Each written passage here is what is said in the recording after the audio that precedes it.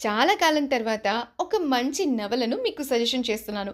'Gene wilder' ఈయన American నటుడు, దర్శకుడు అలాగే స్క్రీన్ రైటర్. ఎన్నో అవార్డ్స్ ఇంకా ఆస్కార్స్‌కి కూడా నామినేట్ అయ్యారు. సో, తను 2007లో రాసిన తన మొట్టమొదటి నవల 'ద ఫ్రెంచ్ హోర్'. ఫాస్ట్‌గా చదివేయొచ్చు. సింపుల్‌గా స్టోరీ ఉంది. ఎంటర్‌టైనింగ్, కొంచెం ఫన్, వెరీ డిలైట్‌ఫుల్ రీడ్, రొమాంటిక్‌గా కూడా ఉంది. ఒక్క రోజులోనే చదివేయొచ్చు. అంత బావుంది ఈ పుస్తకం.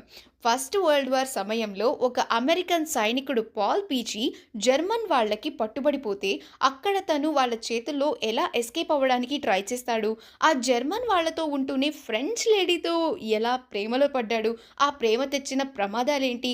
అసలు జర్మన్ సైనికుల దగ్గర ఏం చేశాడు? ఇంకా పాల్ నటుడు కూడా. అప్పటి పరిస్థితుల గురించి చాలా ఎక్సైటింగ్‌గా ఉండింది.